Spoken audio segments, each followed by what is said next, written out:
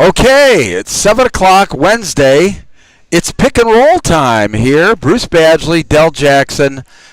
We took a little break for the PIAA tournament, but this is the District 3 year in review, and we've got some great guests. Del, welcome back, my man. Yeah. It's been a wild couple weeks here, hasn't it? It has. Especially for you. We're going to talk about that. You've been a little bit busier than I have. A little bit busy. But we've seen a lot of basketball here since we've been on last. Yeah. Yes. A lot of good basketball. Absolutely. So, and we've got some great guests tonight. Why don't you talk about the guests we got on tonight? Well, we got Ron Kennedy, and he's in charge of the LL and also a District 3 member. And we're going to talk to him about some structure stuff. And then we got Coach Rick Perez of Reading, and we're going to talk to him about life.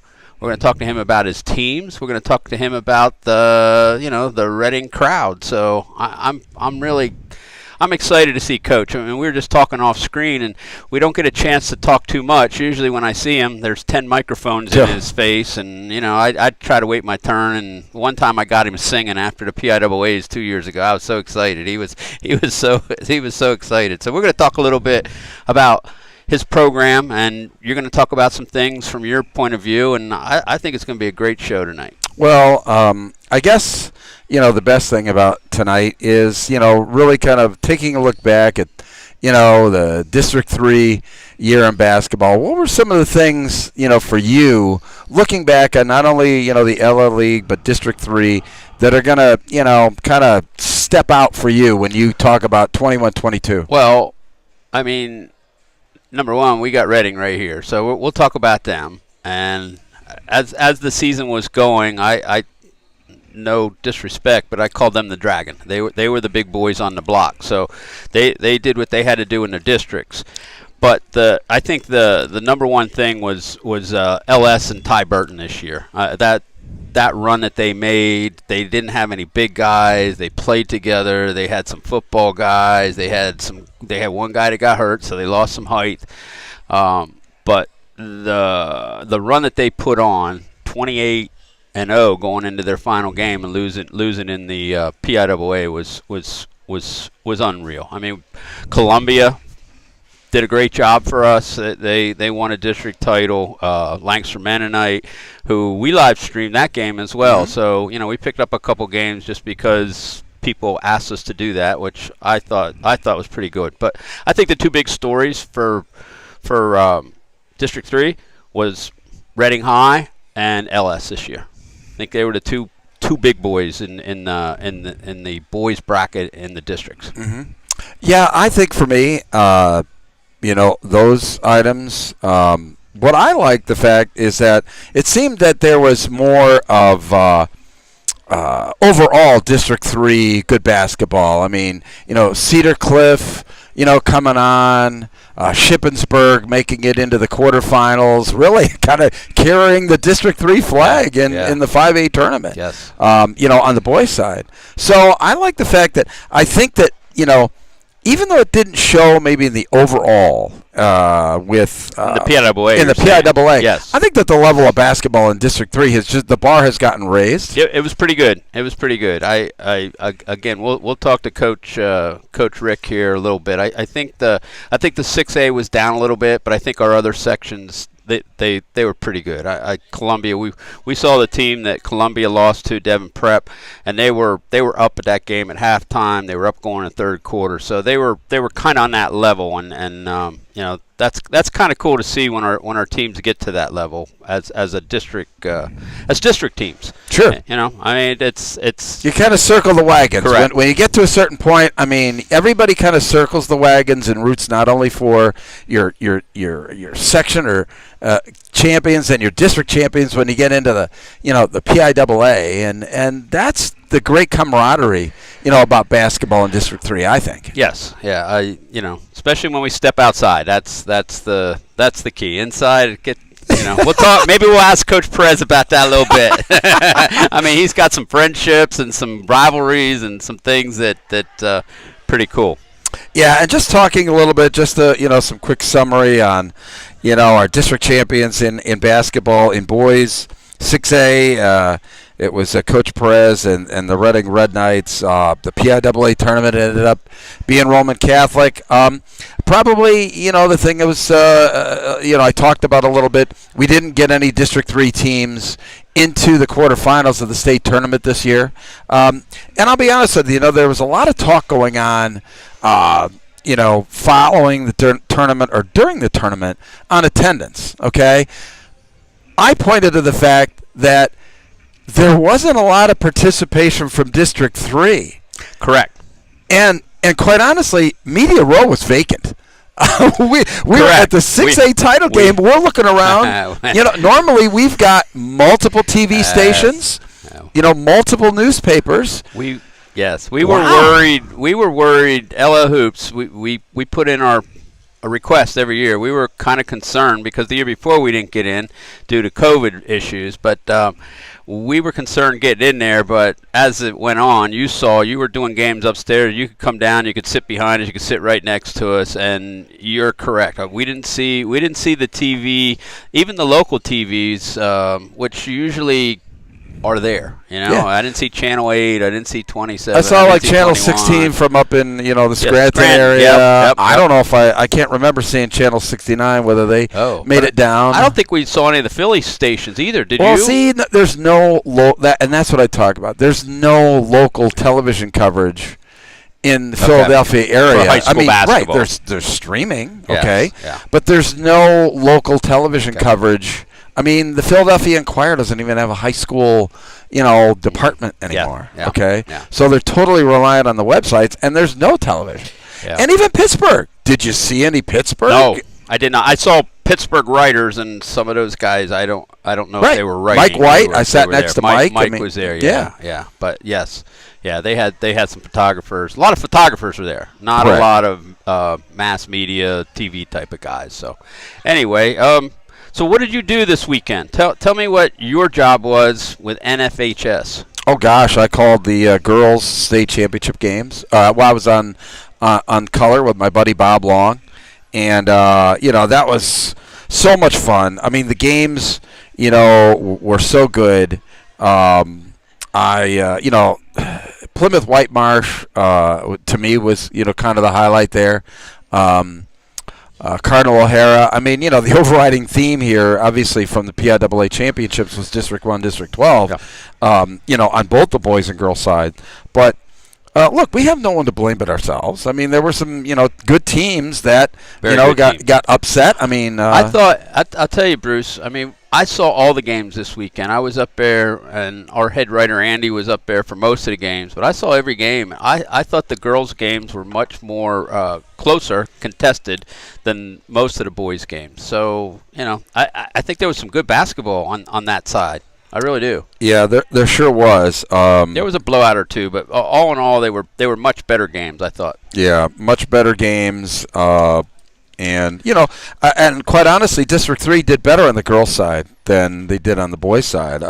That's normal, isn't it? Well, I mean, at least for 6A girls, Central Dauphin and Cedar Cliff at least made it to the semifinals. Yeah. Those are the only two teams from District 3 that made it to the semifinal round.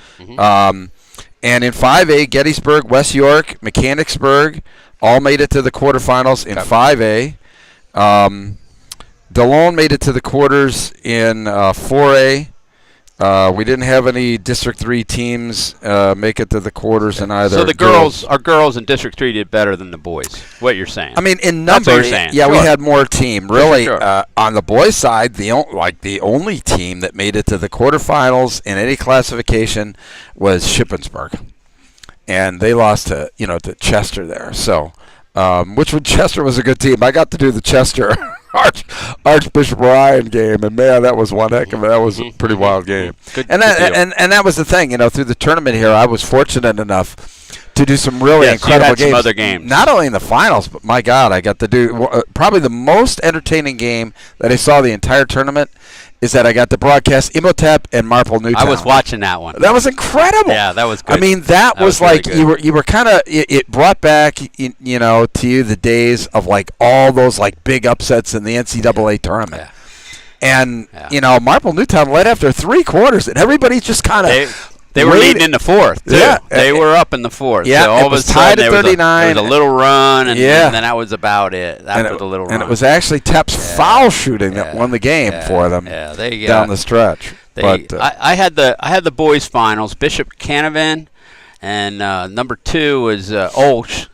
Our Lady of the Sacred. They had 68 straight, so they're going for the record in their first game. And their coach got interviewed after the game. He doesn't even know who they're playing, so they'll pick up some tournament. He says, "I'm not going to pick up anybody just to win. I'm just going to pick up a game." And then Devon Prep, we saw them they're one of the few teams that we saw up at Spookinup this summer. I mean, Rick knows Devon Prep pretty well. I mean, they beat Reading High. Yeah, during they the play season. really well. They shot a high percentage. It didn't surprise me. I mean, they're a very good team. Goretti was unbelievable. Their guard play was good. Their big guys were good. They're really good. I'm a Tep that Justin Edwards was fantastic for them, and Roman Wood.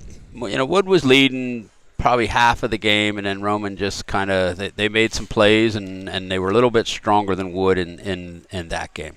But all these games you can find on NFHS, so you pay your fee. Absolutely right. And then you go back it's really a good deal. Yeah. I mean, they say, well, it's a subscription or whatever like that. Yeah. But for $10.99. You get 30 days of games. Yep. So if you got to get it right about the district time, right? Well, look, we offered NFHS I know. At the district level. We did a couple games, and then you get all those games, and it's actually a great deal. So I'm kind of have some preferential thing there. Truth be told, I mean I'm an NFHS affiliate, sure. so I mean and we help sponsor a couple of games as well. Sure, exactly right. Hey, let's get to our guests. Sorry, so we're going to do an advertisement here, and then we're going to have Ron Kennedy. You talk to Ron, and just kind of let it go. We'll let it go. We're going to have a good time tonight. All right, so we'll be right back.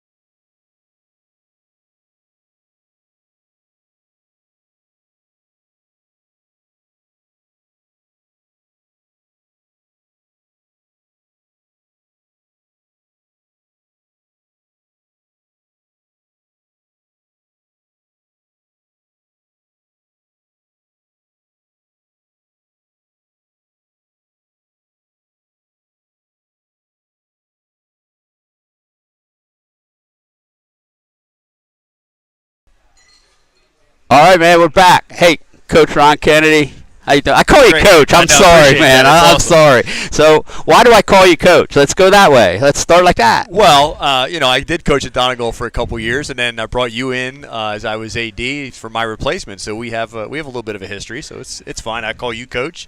You call me Coach. It's great. Yeah, and we're not coaching, so that's good. But the nice thing, I'll tell you what, the nice thing though, I do call you Coach, but we can talk about things that are happening on the floor and understand each other. That's also true. If we're looking at something and we both kind of talk, it's like I didn't understand why he didn't foul, right? Why they play in the zone. It is a common language. That's very true. So we're going to get into your jobs a little bit. Okay, perfect. So let's start with the LL. What is your role right now with the LL? So my role is executive director of the Lancaster Lebanon League, and basically that deals with operations. So in the league, I'm really responsible for the operations of the league, the finances of the league, dealing with the assigners, I deal with championships, I deal with the athletic directors. So I really deal with, really from A to Z, the operations of the Lancaster Lebanon League. And it really, it depends on the day, it depends on the week, it depends on the time of the season. That job changes depending on Sure. where we're at. Sure. Okay, so you go to most of the championship events then. I try to get to every championship event. Yes, as I took over 3 years ago, I don't know that I've missed. I certainly haven't missed a final in every event, including some of the lesser known sports. Rifle being one. I was going to say rifle. Right. I was going to say rifle. Everybody knows basketball and everybody knows soccer and some of the bigger sports. But yeah, I think it's important that I get to those events because I want to see them. I want to witness them. I want to see the students in the LL perform. So yeah, I get to all the championships, but it's also a way for me to look at the officials and evaluate some of the ins and outs of what's going on. And that's the one thing that I said 3 years ago when I took over. Everyone was asking, what am I going to do differently? What am I going to do differently? And my response was, I'm going to look and see, first of all, what we're doing well. And I think the league does a lot of really good things very, very well. And I don't know that we need to change much, but I'm still in that process of sort of sitting back and evaluating, what we're doing. And we have changed a couple things, probably nothing that anybody would notice. Mm-hmm. They're more internal operational items. But yeah, I enjoy going to the championships. It's part of what I view as my job, and it's a great part of my job, quite honestly. So let me ask you this, because I don't know half of the time. Sometimes I know what's going on. So what's the process of getting something changed in the LL? I know there's like a board of directors and this and that. Right. And it's like there's ADs, there's principals, there's boards, there's you. Right. I mean, how does something, let's say, I don't know, let's say realignment and bringing the Berks County teams into football. What is the process? Yeah. So what's that involved? Yeah, that's a fantastic question. So the structure of the league is such that there is a board of control. The board of control is made up of a couple of athletic directors, principals, and superintendents, and myself. So that is an advisory board. Okay. That is not a board that can vote and enact really anything. Right. And then I'm going to skip over the middle part, and then there's the athletic director group, who really are they're the ground boots on the ground. They're the ones that are involved in the day-to-day operations. So what happens a lot of times is if there's a change to be made, it goes from the athletic director group to the board of control for basically approval. But then the voting body, and it really is the only voting body in our league, it's called the association. The association is to be made up of the principals because according to the PIAA bylaws, the principals are in charge of athletics. So the association meets 3 times a year, so if there's a realignment change or the one you mentioned about bringing Berks into football, that goes through a process, starts with the athletic directors, goes to the board of control. Ultimately, it goes to the association for a vote, and that association is to be made up of principals to cast a vote. Okay. So one school, one vote. One school, one vote, and the way it works is you can only vote in the sport in which you are a member. Got it. So I got that. Yeah, so Lancaster Mental Life, for instance, right. can't vote for football. Correct. We don't have football, Correct. Okay. Yeah. All right. So, is there? I know in the PIAA, and I know in like some school board stuff, you got a first reading, second reading. You don't have that in the LL. It's like if something comes up and people want to vote on it, and there's enough support, it will be voted on. It does, and it will, but it's vetted really through the athletic directors. Okay. So the athletic directors, and we'll just use realignment since you brought that Sure. up. So realignment, we're going through that sort of now. We went through it a couple years ago. There's a series of things that happen with realignment. The athletic director group has a subcommittee who does realignment. Sure. That goes to the athletic director group, who through a series of vetting processes, they send it back to the realignment with changes. And that probably happens 3 or 4 times. Okay. So once the athletic director group essentially gives it the okay, the board is that body who says, if it's coming from the athletic director group, it seems to be a good fit. And then ultimately it goes to the association for a vote. Now, a lot of times, quite honestly, the association is the athletic directors. Yes. And I can tell you 20 years ago, the association was all principals. Got it. The principal's job has gotten so busy. So they delegate. Delegate sure. that to the ADs. Yeah. So when they get to the association, that process has been vetted multiple times. So that I don't want to say it's a formality because it's certainly not a formality.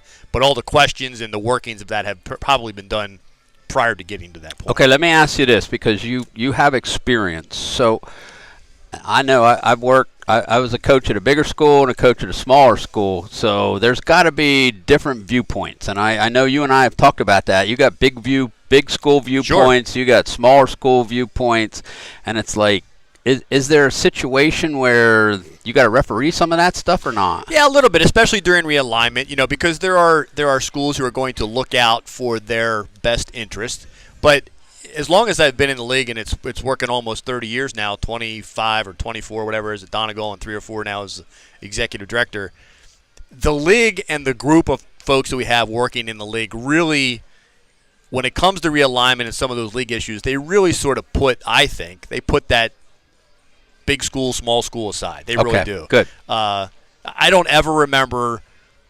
Certainly, a school or an athletic director is going to stick up for their own interest, but it's not the overriding factor. Okay. I think a lot of times schools want to do what's best for the league, and that really has been the philosophy, and it's really been, since I've been involved, permeated throughout the league. That's pretty cool. Let's talk about the tournament. Yeah. The basketball tournament. Sure. How successful? Unbelievable. Like I'm talking people in the stands. Yes. I'm talking people viewing it on media like we have. Right. I'm talking about coverage. I mean, you and I sat together at one of the games, and I counted at least 10 different media people. Now, we were there, so we had a couple, and, the TVs were all there. All the TVs are there. Bruce and I talked about the PIAA. I mean, holy heck, at our championship, everybody was there. I mean, they were all there. It was fantastic. And I think it was the right time. I think people were coming out of the pandemic. We had, and you guys alluded to this earlier, I think the level of basketball in LL and District 3 has been elevated. You mentioned LS, you mentioned Columbia. I mean, we had some really, really good basketball in the league, and the championships happened at a time when basketball was good.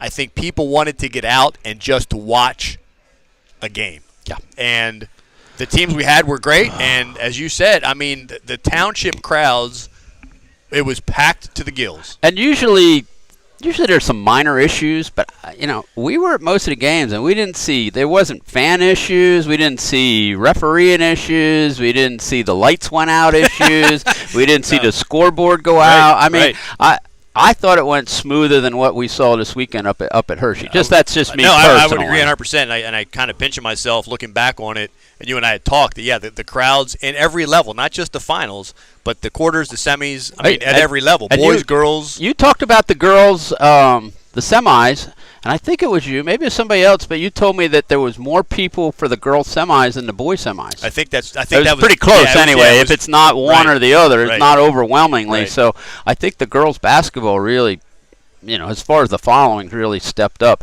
And I think personally, I love the doubleheader idea because that puts people in the stands, and we were concerned about that. We saw each other at Hempfield. We were concerned that Hempfield was packed. Yes. And we were afraid that after that first game there wouldn't be any room, but it was perfect. It was 2 packed crowds at Hempfield for the semis. It was perfect. It was because awesome. People came to watch their teams. Some of them left. The students will always leave, so there's always that. But people enjoy basketball. And as you get around and I get around, it's like I know people, and I'm like, I've seen that guy sit in that same seat for the last 10 years. He's like, he might as well put his name tag on it. That's exactly right. Anyway, I thought the tournament went really, really well, and kudos to you and Coach Kraft. Yeah, Zach, obviously. Zach's a basketball chair, does a fantastic job with that tournament. Lancaster Country Day. Lancaster Country Day AD. He's been doing it now for a long time. Yeah.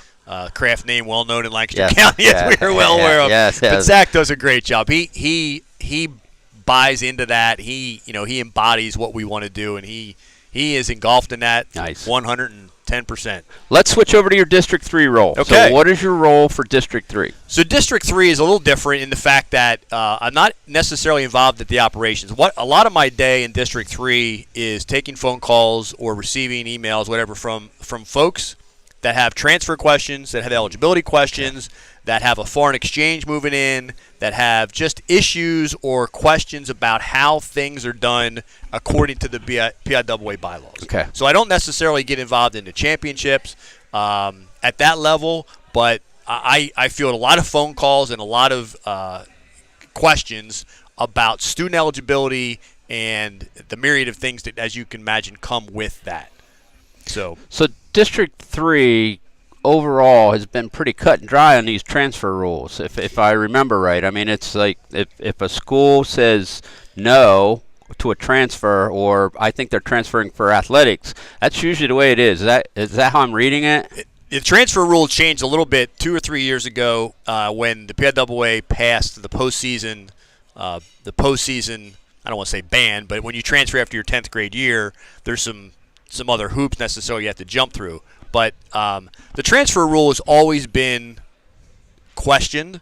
The PIAA tightened up that transfer rule 3 or 4 years ago. So within District 3, we don't have a ton of issues with kids going. Correct. But and there are legitimate reasons kids transfer. Correct. There are legitimate reasons kids transfer. Sure. But if a kid goes from school A to school B, and school B says, you know what, I'm not sure if that's a legitimate transfer, that comes to us, and we have to make a decision whether or not that was legitimate or if it was for athletic intent. And sometimes that's an uncomfortable situation for us to be in. So let me ask you this: who's the we? The we is the committee.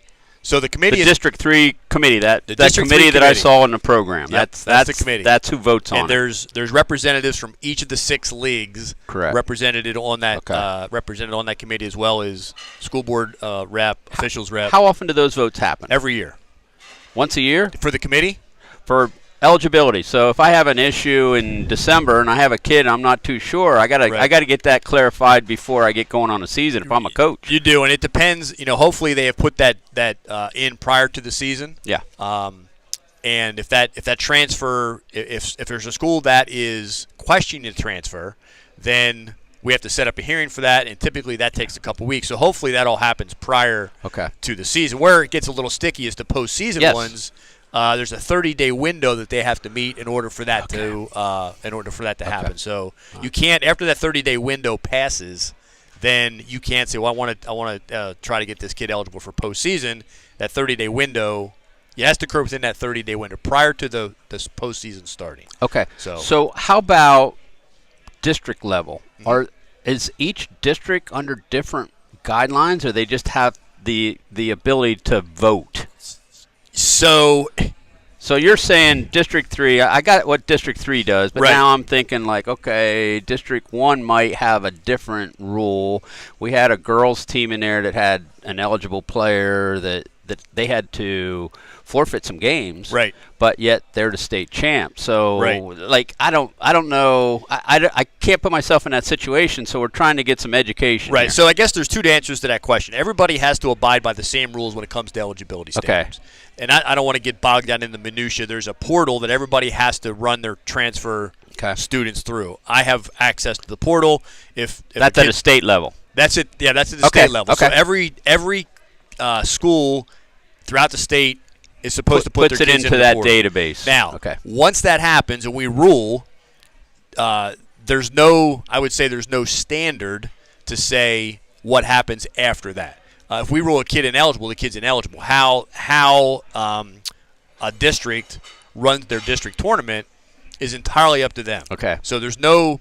I don't want to say there's no oversight, because there's certainly oversight on how a school or how a district would run their tournament, but they're not all run the same way. Correct. So our District 3, the way we put in 5 slots, I mean, I know it's determined according to size, how many classifications, but I know also District 1 runs theirs totally different. And they kind of have a seeding process even after they're because those teams might not play each other. They're so big. They like number 3 might not play number 8, and it's like, well, we think number 8's better than number 3, and I would love to sit in on that meeting. They do have, yeah, so would I. But yeah, so we have 100. I think we had 141 games in District 3. Okay. And I don't want to misspeak, but my understanding that in District 12, there's 1 district game.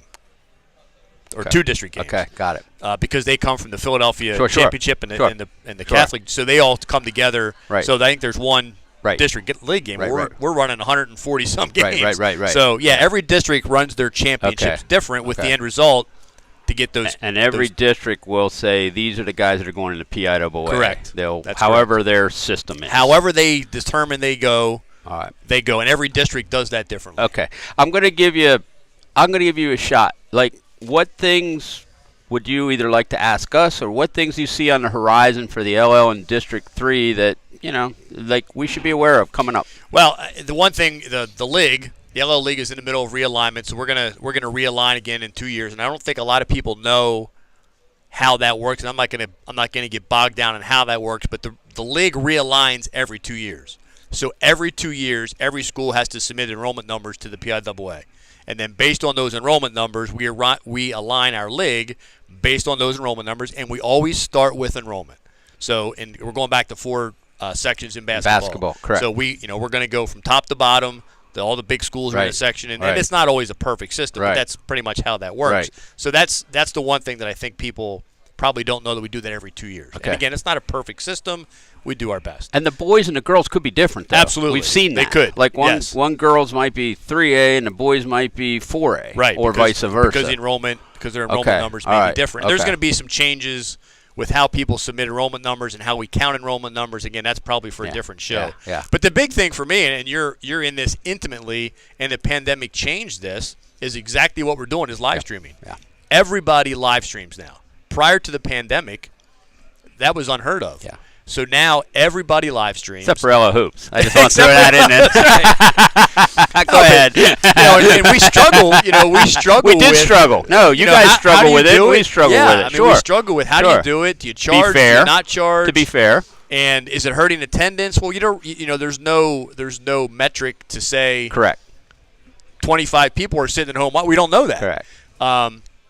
So we're struggling with that at the league. Not struggling. We're having that discussion at the league level and the District 3 level. Sure. Do we charge for live streaming? And then are the people in the stands live streaming doing play-by-play? Yes, they are. The pandemic really changed the way we do business as far as live streaming. Yeah. So that's something we're going to have to really take a good, hard look at. Okay, cool. How was the attendance at the District 3? Because that was a big thing at the PIAA. I mean, everybody was like, attendance is down, and we're like, well, teams that come from Philly, there's no local teams here.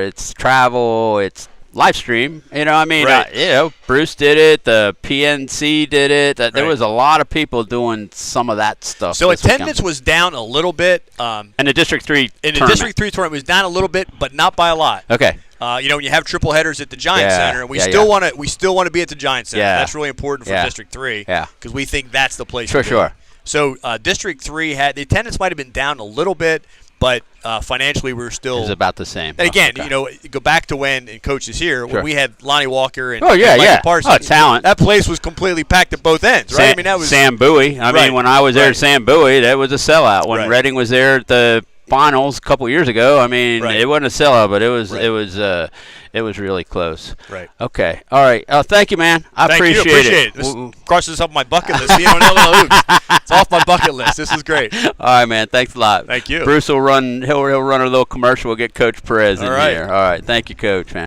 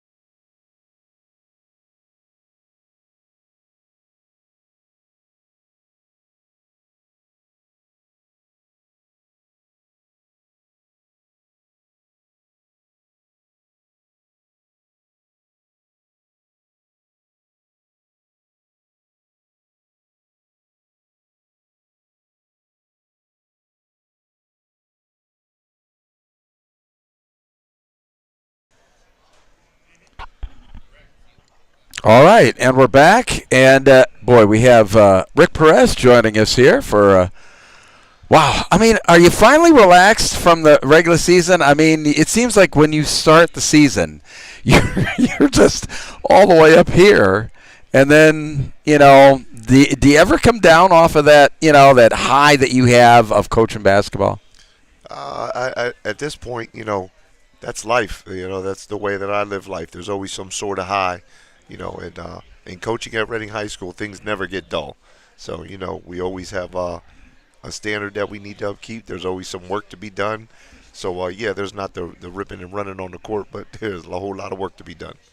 Yeah, when you say, ripping and running on the court there, you like to do a lot of ripping and running on the court there. I mean, every chance you get, I think you try and get out there on that court, doing the, I don't know, that jumping, what is that called, where you like jump and smack the players? I mean, is there a name for that? Well, there is no true name, but there is a purpose for it. Uh-huh. Okay, so what's the purpose? So Dr. Rick Neff, our sports psychologist, who is now at Villanova, still does work with us. We talked about the importance of touch and exchanging energy, and you can clearly, the more we're running out and greeting each other in that manner, the more momentum that we're building. And there's games where we don't do it, and you can see exactly where the energy level is at. So, it's part of swinging the pendulum. That's why we really track how much we touch each other, how close we are. You track how much you touch each other. I mean, that is something you can clearly see it on film. When we're not playing well, there's a lack of handshakes, there's a lack of huddles, there's a lack of that sprinting out and greeting one another. So when we go into film, we'll break those clips down. You can clearly see that. So there's a psychology behind it, but it's fun.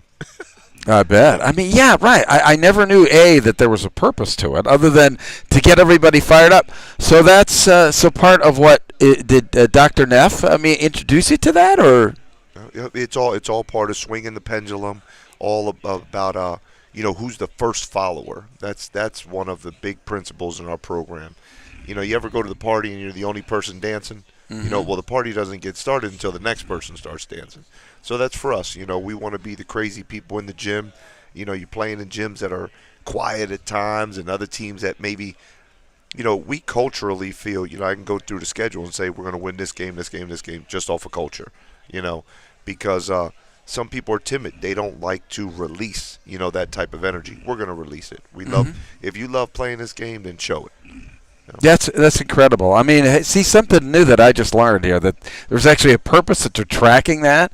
How many other teams? I mean, is that type of thing that Dr. Neff does? Is that prevalent in, forgetting about basketball, but just in sports in general? Most certainly. I mean, at the higher levels, they used to always talk about how Steve Nash. You'll see a lot of memes and different things of how many handshakes and things he would give to teammates. So, there's teams who will actually track the handshakes, and we actually did that at one point, and it just became too much. We got to 4,000 handshakes in a game. So that is just pretty incredible. So obviously, retrospect, on the season, it's obviously enormously difficult to repeat doing anything, but just summarize your season, in 30 seconds. In 30 seconds, it was, we had to overcome, down to about 25 seconds, but, we had to overcome the expectations and just come out here and play freely. I think our young men were able to do that. I saw a lot of resilience, a lot of maturity. We had lost a whole lot of toughness in Moro Osumanu and Rene Rodriguez. So you try to establish, we needed to get back to that gritty play and not play this to this standard or style that others thought, our show is our grit. Our show is not in the way, we do things. And I think it took us a little bit to really embody that as the season went on. I think after the Vertical Academy, Archbishop Wood win, we became tougher. Yeah, I would totally agree with that. Not that my opinion matters, but I would totally agree with you. You became really a different basketball team, I think. And the one thing that for me is, there's never any fear. There's never any lack of confidence. When I I always like to get to your games early. I always like to get there, when you're doing that the kids are out there just kind of doing that, preliminary shoot around or whatever like that. There's no lack of confidence in anybody. So how would you say that's how that has permeated your organization, all of that confidence? Well, preparation breeds confidence, and we are always prepared. We're never going to step into the gym not prepared, and our young men, if you watch, as you're watching them warm up, the one day I look is it's rituals, so those young men are prepping their minds at all times in their bodies. You see a young man doing the same thing every game, and that's his way to prepare. And what I love about that is they're shielding out the crowd. They're doing what's necessary for them, and you can see that confidence building. And we want to make sure that we provide that landscape for them to do that on a regular basis. When your players, these student athletes, are getting ready to step on the floor, they've endured school, community, family. They've worked to get to this moment. You got to roll out the red carpet so that they can prepare themselves to play at a high level. That's the one thing that that is so different about Reading High basketball to me is how you embrace the moment, with fun, but yet with such structure and intensity. I mean, to me, there's nobody else, that really does it, like you do. I mean, obviously, I'm fortunate that I get to, we see down in Philadelphia and whatever like that. And the way that you guys impress the Philadelphia basketball fans, I think just speaks volume as to, how you guys go about, playing the game of basketball. So how do you, go about, that whole idea of preparing for those big games, how is it different than, say, maybe a regular season game? Well, no game is bigger than any other. Now, of course, I'm saying that in the locker room. Of course, our young men know what's coming. But, a long while ago, somebody had said to me, it's a game. You play games. You get an opportunity, you're in a position to play. And that's what we need to go out there. We need to go out there. So what is related to play? Having fun. You know what I mean? All of those things. Before, I used to always be concerned with, we're dancing on the court. How may it look to this person? I don't care. Okay? Are we having fun? Mm-hmm. And if we collectively are having fun, then that will spread amongst everybody else because, I go and I scout a lot of games. And, it's just about basketball. You see one team playing basketball, the other team playing basketball. Great X's and O's, but it lacks passion. It lacks energy. And in addition, that rolls over into the fans, we want everybody to come and have an experience, and I think every high school deserves an experience. It's not just about walking into the Geigo and playing in the Geigo. No, you're going to get a full experience. Our cheerleaders are good. People may not like get your hat, your coat, and leave, but so what? We have fun doing it, So we want it to be an experience. I want our school to get more students in the stands. Before we had our band there, there should be our dance team is there, our cheerleaders are there. Mm-hmm. Any way that you can include your community and bring them in and have them share in that experience, that's important. But if you're coming out here and you're just going to make it just about basketball and competing, you've lost, what it really means to be out there. Mm-hmm. That's great. I mean, that's very good. I made mention of the fact that, you're going into an off season. Do you really take some time off? Do you ever get away from the game to recharge your batteries? I get away from the floor a bit. So I've been blessed to have amazing colleagues, my coaches, for every single year because the gym is open. They are working. That didn't stop. And but it's my time to do some more administrative stuff. Get out, do some things like right now, just to really spread our message to everyone. And there are many operations that take place behind the scenes. So, working very closely with our Squires Club and, just really getting out and getting all that in order so our coaches can coach, and that's what they're doing. Get back on the floor at 4:30 in the morning, April 14th. And, but at that point, our assistants are so amazing. They already got it rolling. Mm-hmm. It's just to make sure that everything's intact and We're being efficient with our time, and then it's a relief for me. Being on the court is not work for Mm-hmm. me. I just enjoy being there. It's a break. It's from everything. Once you walk in those lines, you never take your phone. Nobody can bother you. Yeah. Nobody can touch you. It's just your place of peace.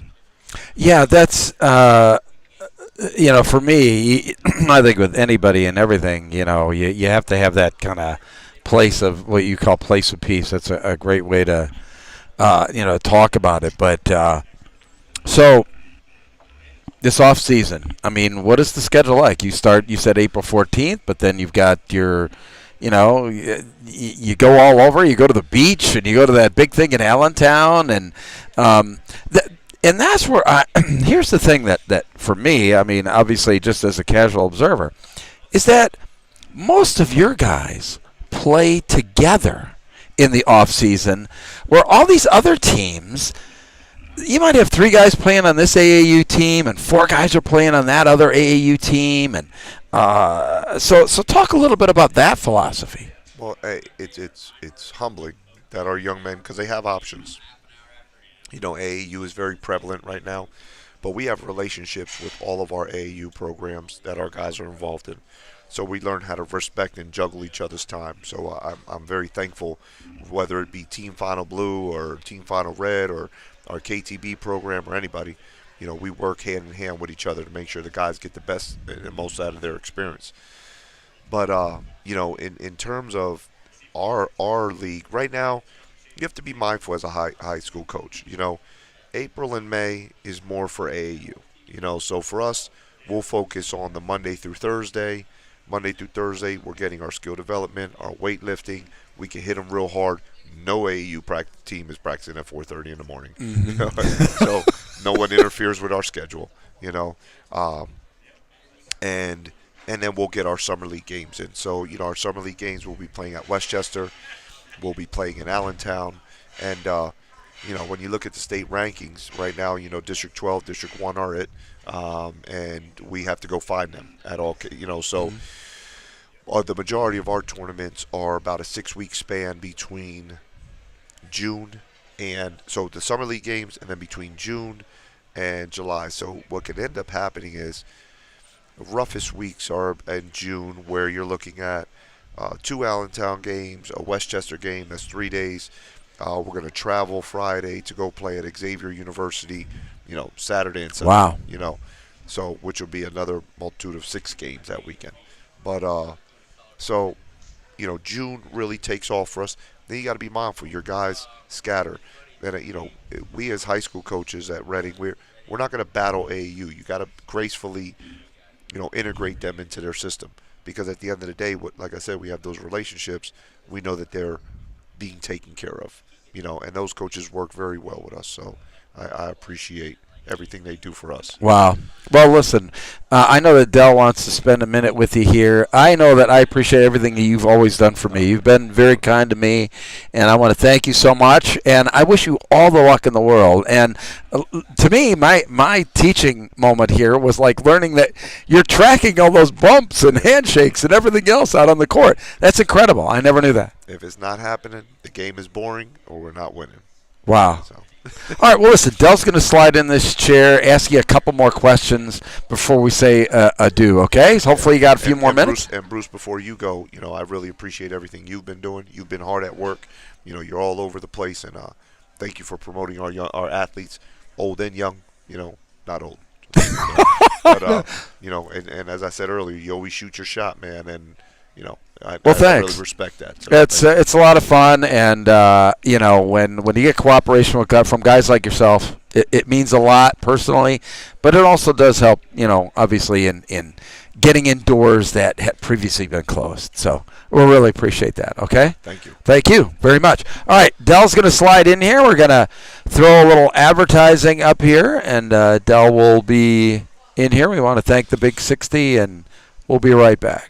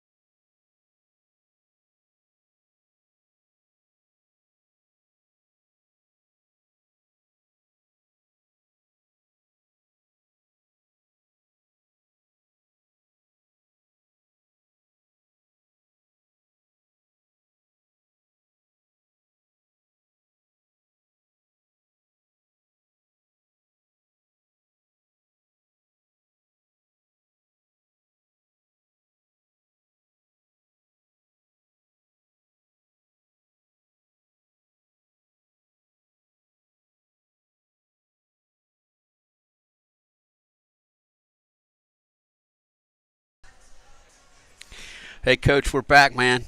You're texting away. You're taking pictures, putting it on the Twitter. Everybody's cool. I am so excited to be here, man. We're gonna get you into the coach mode here a little bit. You know, Bruce is in the media coach. We're gonna do some defensive slaps. You know. Now I gotta say, here's the one thing I gotta say. And I didn't tell you earlier. It's like you went down to Philly to watch them North Carolina Tar Heels play. All right. Sure did. But I'm a big Dookie guy, so I'm there like, oh man. Is this a setup? Not a setup at all. It's just like I was happy that you got down to that game. I was, because I'm like, that is so cool to get to that game. And I'm like, okay, so here's a good story, good story. So my brother's got some connections down there to Duke. So once in a while I get to go down to Duke and see the games. And so I had a chance to go down this weekend. And we were like looking for tickets, and it's like tickets weren't the problem. The plane flights were the problem. They were all filled up. So we're going down. We're spending an extra 2 days. And we're spending a lot of money for an airplane ticket, like $3,000 or more. Oof. Yeah. But I'm going down. Yeah, planes need to go electric. Yeah. Or the planes, man. I'm telling you. So tell me about the Carolina. Tell me where you were sitting and what your connections were. Or you just guys got tickets. What did you do? Yeah, well, a good friend of ours, gifted us a nice area in the booth. So my wife went down on. You had one of them suites up top? Yeah. Oh, nice, really nice. good. I've been there once. That's good. Ate good. Yeah. So my wife took the boys down on Friday, and then I took them down on Sunday. Okay. I saw her picture on Friday. I did. So we really enjoyed ourselves, and we get loud. I'll tell you what, it's a rough place to be in Philadelphia, with Jersey City right next to it. So Jersey was in the house. Okay, Well with St. Peter's. Okay, yeah. Well, they didn't get it rocking at all because Carolina just thumped them from the beginning. No, but all they needed was a little crack. Oh, they needed a little crack. Yeah, it would have been wild if it was a little bit closer game. Is what you're saying? Oh my gosh, I left safely. Carolina, like they're playing so well. Yeah. I mean, they're shooting. Playing at the right time. They're shooting the heck out of the ball. They're doing picks and more screens, and I'm like, Roy never did that stuff. I'm like, and it's working. It's good. It's good. Hey, I want to talk about. Here's what I get. So, I'm an LL guy, and everywhere I go, it's like, what's this guy? What's this dude from Reading? What's he about? Is he nuts? I said, well, yes. And then I said, but he's so real. And people don't understand that about you that are outside of the Reading area. And I get to sit with you at McCaskey. I sat right next to your guys, and I was so impressed with the enthusiasm of you and your coaches. So what I want to ask you, first question I'm going to ask you tonight is, how do you do that culture-wise? How do you get your kids going in that direction? I'm going to come see one of your practices, but I know without even seeing it, it's the same. I'm sure the intensity's there and stuff like that. So go ahead, tell me. Well, you got to sign a waiver before you come to practice. Anything that happens in practice. Oh yeah. Yeah, absolutely. Can I dance? Yeah, you do whatever you want. All right. Good. I'll tell you a funny story. One time, so we had Coach McKee from Temple was in. So he's sitting in the corner, and so he's coming in. He's recruiting Lonnie Ball. Yeah. Sure. So we don't put on a show for anybody. Right. What it is, what it is. What it is, what it is. So we're sitting there, and this one song comes on, "We Could Be Heroes." So you wouldn't think an inner city team would be, Yeah. So all the guys, as soon as the song comes on, they all freak out. Oh, my song's on! So here we are dancing and completely disrupted practice. So as he's sitting there, he's like, "What is going on?" And before you knew it, it's like, you know what? That was the pinnacle practice. Oh, yeah. We don't have to do nothing. Oh, sure. And they're like, yes. Yeah, and absolutely. You got to be enthusiastic about what you're doing. And, it's difficult. Being a coach, there's a lot of eyes on you. And the way you dress, the way you talk, any little, people are really. The way you tweet. Yeah. Don't tweet. Don't tweet, You can tweet. You just got to watch what you tweet. Careful what you say. But you're always under the microscope, and I firmly believe that I have embodied being under the microscope. I am who I am. We treat the gym like my home. I want people to feel loved. I want people to see my vulnerability, my humility, and I want them to see me having fun doing what I'm doing. Sure. Because if you're going to set out to do something, you have to do it with every fiber of yourself. Sure. You know, I can't do it thinking about what's Dale from LL Hoops thinking about Correct. what I'm doing. You know, and anyone can take snapshots, and that's fine. I'm okay with that. We're having fun, and that is seeping down our young men. They're having confidence, you know, under the bright lights, and not just confidence to play basketball, confidence to be themselves. So when people say, you know, they get on media or they get on TV, whatever it is, they're like, oh my goodness, look how they were able to speak or how they were able to because they're just it doesn't matter. Yes. You know. Yes. So. Yeah. People don't see that stuff. Let me ask you this, because again, I coached at a bigger school. I coached at Division III as an assistant for a while, and I coached at a smaller school at Ron's school for 7 years. My question of you is, you are in this big school. How do you get those kids from 2 or 3 different middle schools coming in? How cutthroat is it to get to your level? Well, it's cutthroat. And then let me ask you this. I know that's cutthroat, but what influence do you have on that program when those kids are coming in? I mean, obviously, I watched your tweets, and you know you're involved with this program. You know the kids coming up, but how much influence do you have over what's coming up, and then how in the world do you pare those kids down, or does that take care of itself? Yeah, well, when you look at it, and you know, one of my mentors, Coach Ezekiel Golden, said he told me I was going to be the coach at Reading High one day, you know, and I didn't believe him, but here I sit. But one of the most important things he said, the most important thing he said to me, he said, Rick, most people who have coached at Reading High have coached from this throne looking down amongst the people. He said, listen, you're going to have to come off that throne. You're going to have to take off your your crown, and you're going to have to be amongst your people. And that's what I've done. That would have never been my approach anyway. You know, I'm accessible. So these kids, when they're second, third, fourth, fifth, sixth, seventh, eighth, you know, I know those kids. You know, I know their parents. And the thing is, our KTB program helps guide all of that. Okay.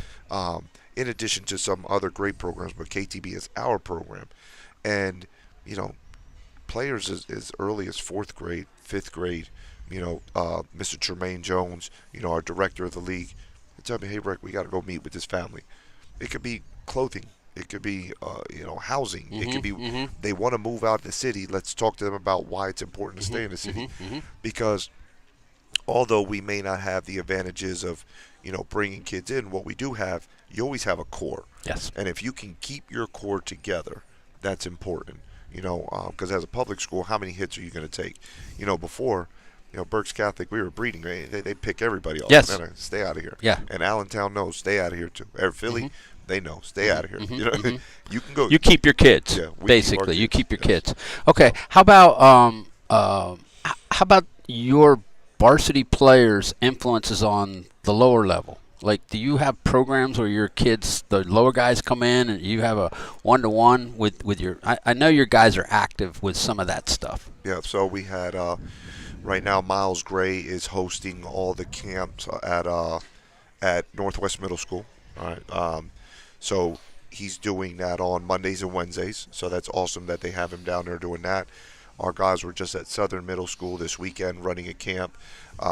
You know, they're always, you know, Tremaine Jones and his team. Those guys can call our guys, and they're at youth league refereeing. Okay. You know, so they're amongst, you know, like KTB tournaments. Yeah, it's. That unity is Okay. All right.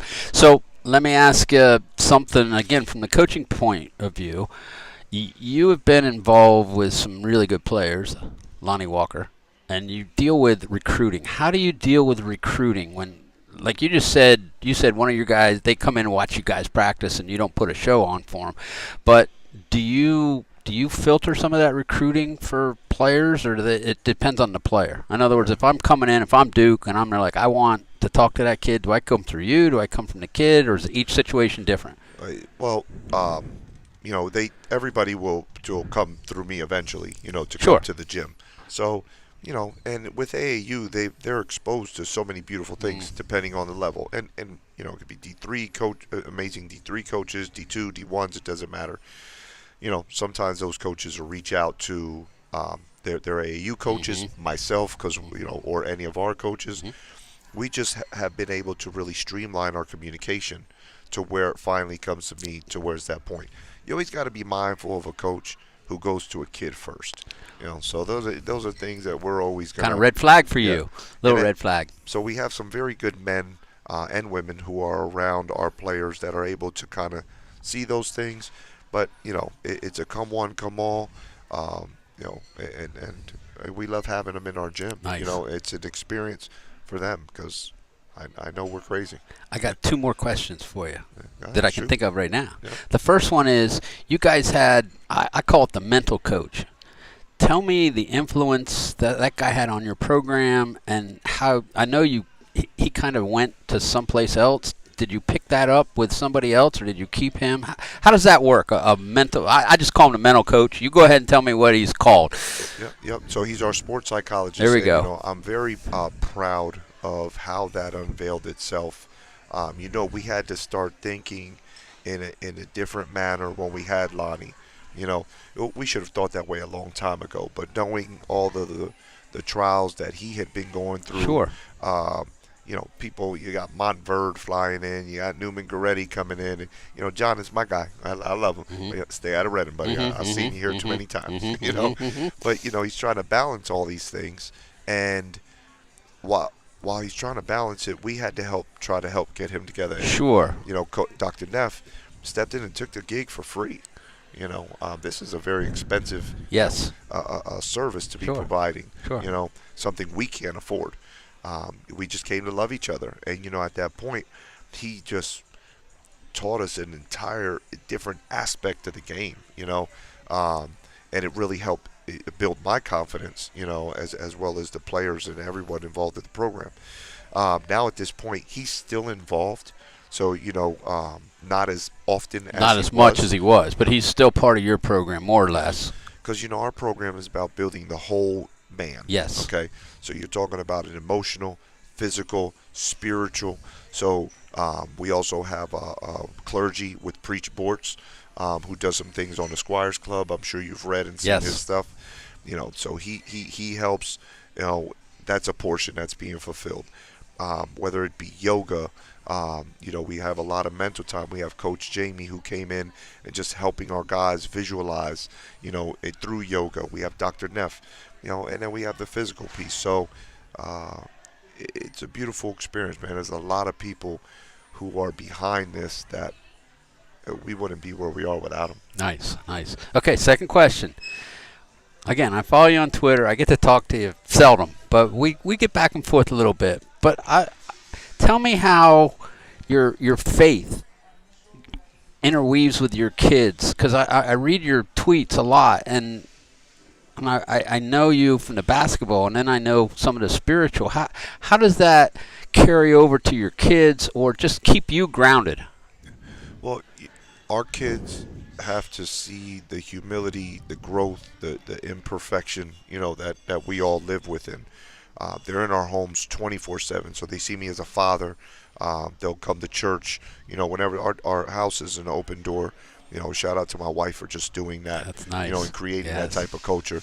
So they see me as a father. They see me vulnerable. I'm not afraid to talk about work stuff, and that's just having faith that they're gonna understand. I want them to see that, and but no matter what is going on, they see the foundation and they know what the foundation. We pray over everything. Whether we start practice, dinner, end practice, in the middle practice, So, but guess on the other end, and listen, I'm an entry level Christian. I think I'll always forever be an entry level Christian.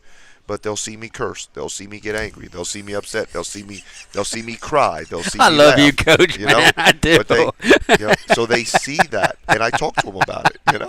So it's hey, this is who we are. I Oh don't man, need to I love it. put this facade I on, love it. I love it. And, I interviewed at a job once, and they said, "How would you describe yourself?" And I'm thinking like, real. Yeah. And you're the real deal, dude. Thank you. Real dude. Hey, any questions you have of us?